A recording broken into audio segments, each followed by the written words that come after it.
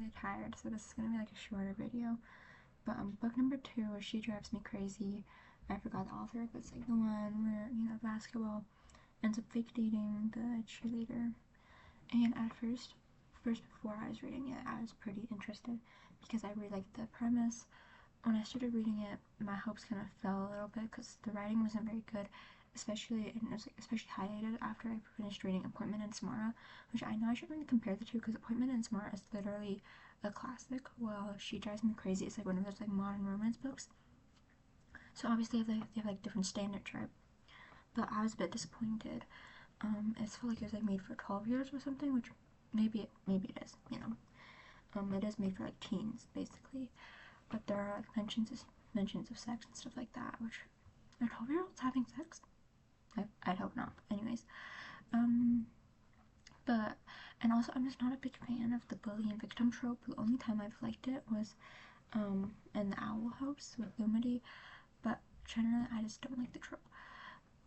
But eventually I did end up, and I did think that like the other parts were more compelling, like with the exes, with Charlotte, and also with Tally. I felt like those were really interesting. But eventually I did grow to love the main couple as well. I thought they were really cute by the end, and although they didn't like really capture me, it like fulfilled its job as like a romance novel, you know. Like I felt the same way as I did for pretty much any other modern romance novel, and it was good. It was cute. It was like a quick little read, and I liked it. It wasn't very substantial, but it was very rom-com-y, so I like that. It was cute. But the writing wasn't. I don't know, like the writing wasn't very good, and also at times I don't feel like it was very realistic. Like I don't feel like most cheerleaders are gonna like come out and start talking about like how feminist it is to cheerleader or something. Like maybe that is a thing, but I've never heard of anyone start busting out into talking about how like anything is super feminist or whatever.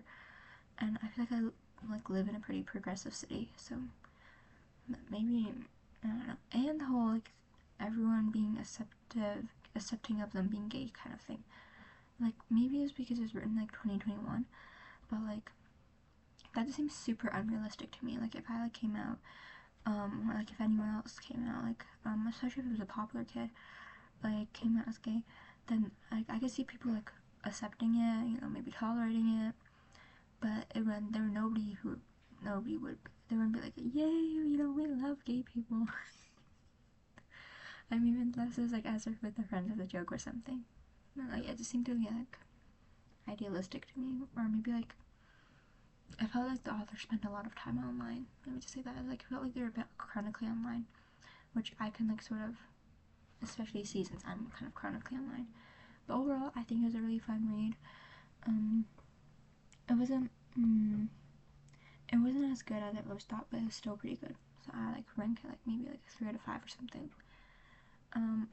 I want to say that Appointment in Samara is obviously better, but obviously put Appointment in Samara is better. Like it's a classic, and also, um, you know, if it's been famous for this long, then clearly it's good, right? Unless it was like famous for being bad, I don't know. But a lot of like famous books are also bad. But Appointment in Samara is really good. My next book number 3 is either going to be A Leader Must Be a Leader or Sorry I Keep Crying During Sex. It's gonna be whichever book I finish first. I'm like halfway through for both books. But that's my review for She Drives Me Crazy. And also, I feel like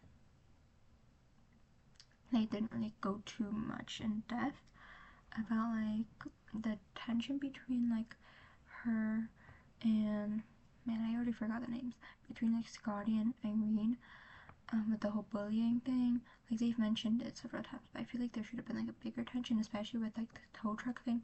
Like I really did not like Irene the majority of the book because of the tow truck thing. Like I was not get over that. And like which I do think was done well was Scotty kept on like feeling a bit ashamed, like, oh damn, am I really liking someone who towed my truck? Like I'd be feeling that too.